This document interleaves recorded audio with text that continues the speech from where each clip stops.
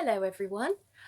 Um, Bit of a different video for me. I don't normally im appear in front of a camera, or at least not very often, apart from my couple of Oxford vlogs, of course. Um, I thought today, and you'll probably see a few of these over the coming days or weeks, depends on how quickly I can get these edited and all of that lot. But I thought actually, since I'm now self-isolating, I think everyone knows what's going on in the UK and in the world. Um, I thought I would talk about my tattoos. Now, I did think about maybe doing a tattoo tour, but I have decided against that because I tried to film a tattoo tour, and to tell you the truth, I literally rambled on about all of my tattoos for so long because I like to put detail in them since I haven't got very many of them. And to tell you the truth, that video was just going to be so long, and I think it would have been just too much information all in one video. So what I'm going to do is I'm just going to do one video on one tattoo and take it at a time. So, of course, what's the best way to start? And that, it would help if I roll up the right arm, wouldn't it? So I'm going to talk about my very first tattoo, which, oh good grief, I've just realised this is not the best angle, is it? And everything. Do you know what? Here. Cover that. Don't want to spoil that one for you. No.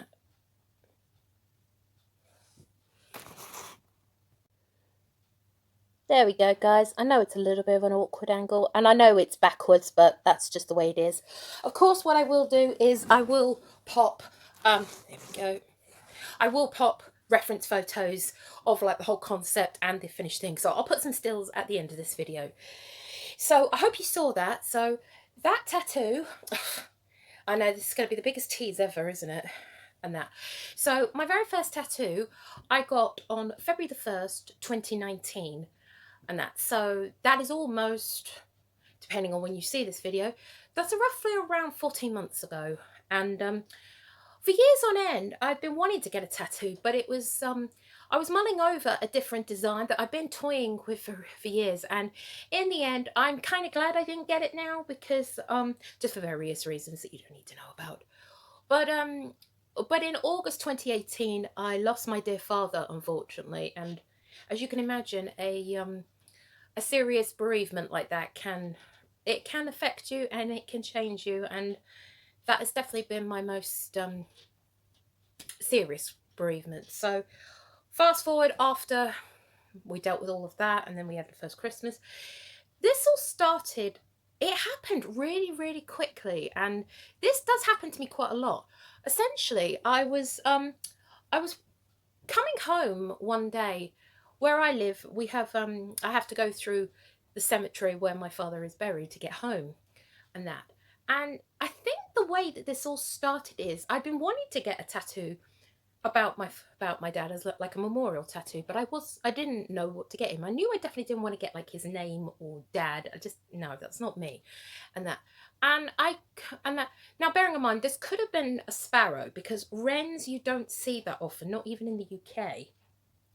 But I remember coming through my local churchyard and then into the cemetery where my local cemetery where my dad is, and that. And I could have sworn this bird I saw, because of how small and the fact it did have different markings, I thought it was a wren. And the reason why I got a wren to represent my dad, along with the date, which says 9-7-78, that represents, of course, the 9th of July 1978. And the reason why behind that is because my mum and dad met at Kenwood House on that date. And it was purely because my father had buried himself in the bushes at the back of the house of the estate near the old summer house in Kenwood on Hampstead Heath. And he had buried himself in there with his camera because he was trying to photograph a mother wren and her chicks. And of course, with my mum being there because it was her day off, she was curious about when she saw the camera, and curiosity just got the better of her.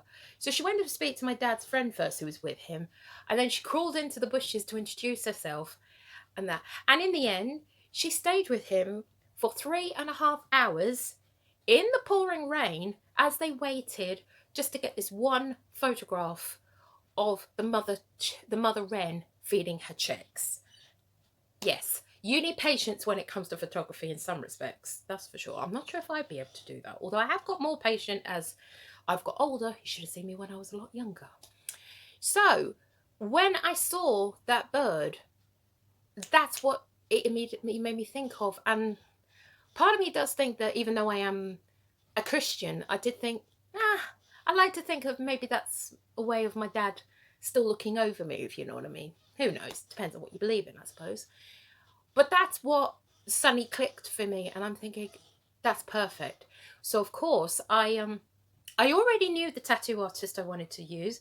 The artist that I went to was Jim McDonald at Smart Art Tattoos in St Ives in the UK.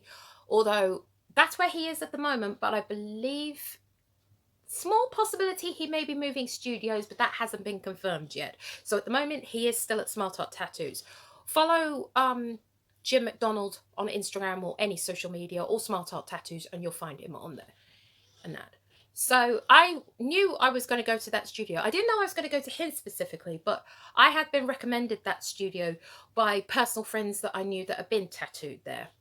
So first thing I did is and this is a bit of a disclaimer, I am very well educated on all things tattooed now, thanks to the brilliant advice of Treacle Tats on YouTube, and also from Quicken, but it's more Treacle Tat stroke Lauren that I have learned a lot from.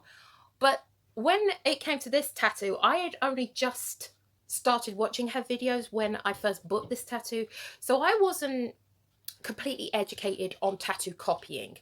And luckily though, I have asked this to Lauren and to the Facebook group that I'm also in with this, and luckily this did not count as full-blown tattoo copying.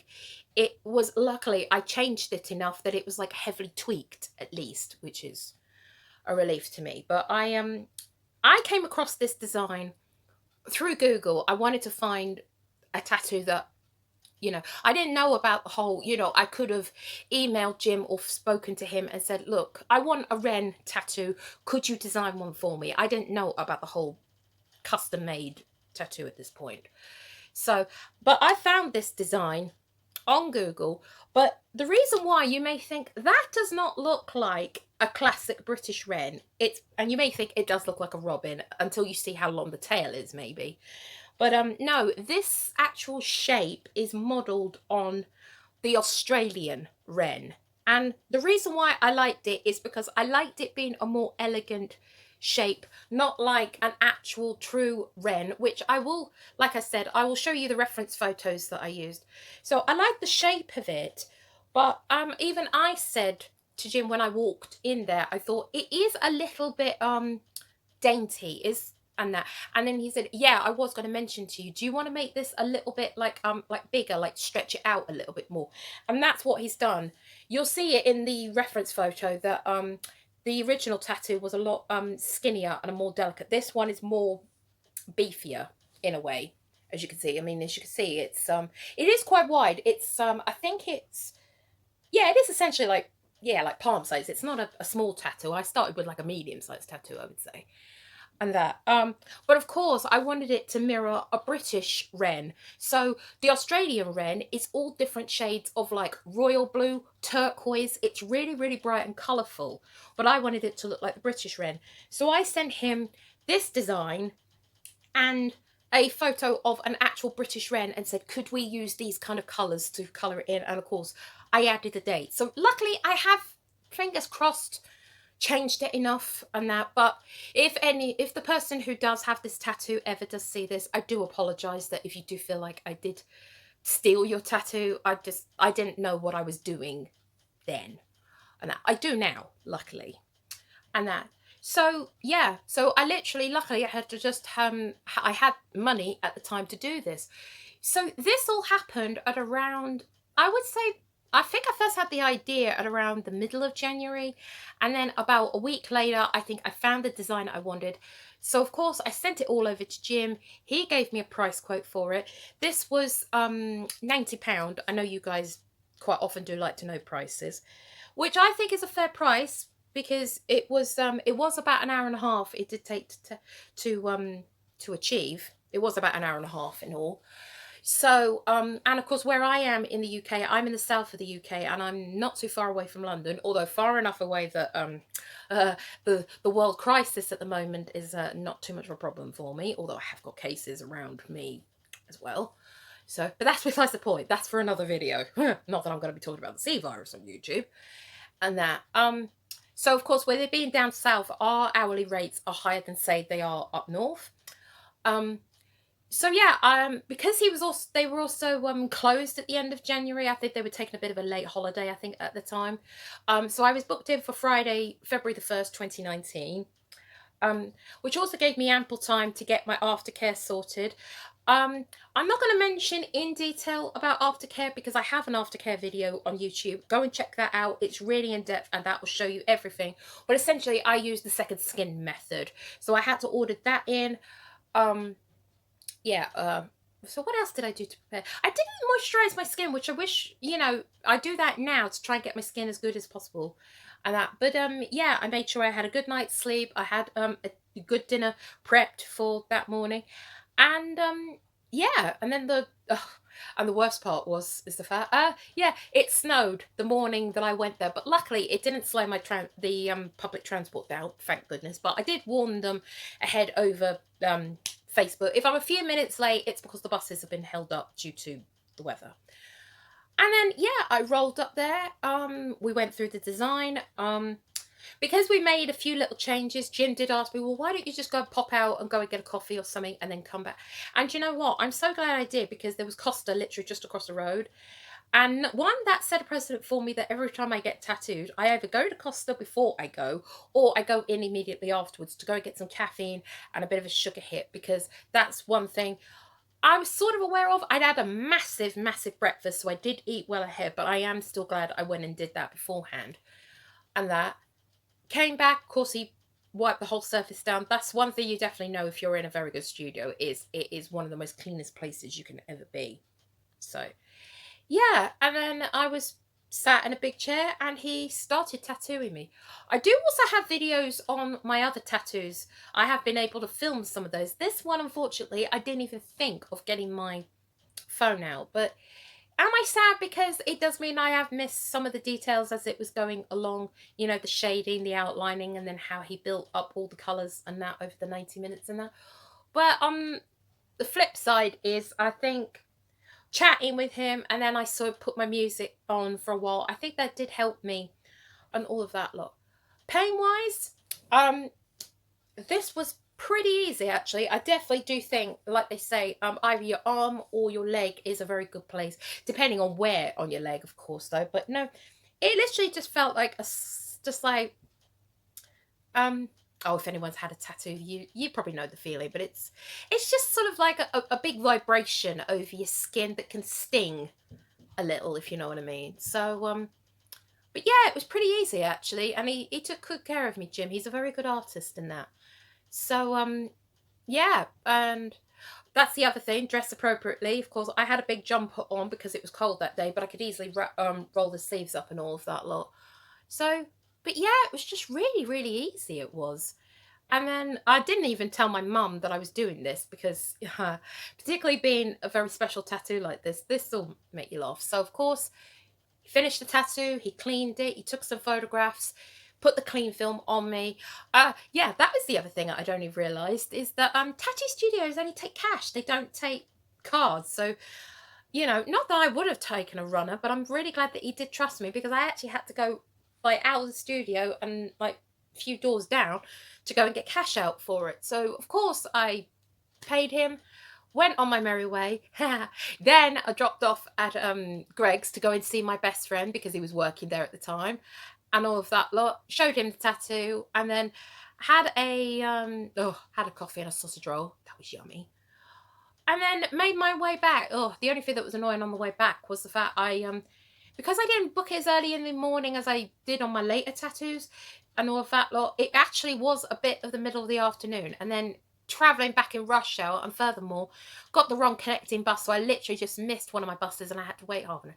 So consequently I had to beg Mum, please stay in Costa, I know I'm late. In the end it was at about, I think it must have been about 10 to 5 when I got in there. And then of course there was also a girl there that actually served, that she has a lot of tattoos, so I showed her. And you know what? I thought, I'm not sure. Is Mum going to be happy about me getting tattooed about this? I didn't know. And the first thing she said to me is, thank you. And I think, of course, she was thanking me because, you know, it was remembering Dad. And weirdly, I never even thought of it at the time, but it was kind of a good timing because it was coming up for 6 months since my dad had passed away at that point. So yeah, and yeah, healing was really, really easy. Apologies if you heard that. That was my my echo device in the background, and that. Luckily, I think I paused it just in time, and that. But no, healing was really, really easy. Like I said, I used the second skin method, and by doing that, I did have to moisturize it for a few days after I took the second skin off. Like I think it was 5 or 6 days later. But there was barely any peeling. There was no scabbing whatsoever. And excuse me, scratching my nose. But let's put it this way. I went to get that on February the 1st, on the Friday, and the Saturday the following week, so that would have been the 9th, I actually went up to London for the day, and I deliberately did not tell some relatives of mine. I didn't put it up on social media about this because I wanted to surprise them with it. And it essentially looked healed. So yeah, in a forearm, really good place to get your first tattoo. Well, that's pretty much it, guys. So I hope you enjoyed this video, and hit me down below with questions, comments, subscribe and like, so hit those bells, and hopefully I'll be uploading another video in due course. Bye bye.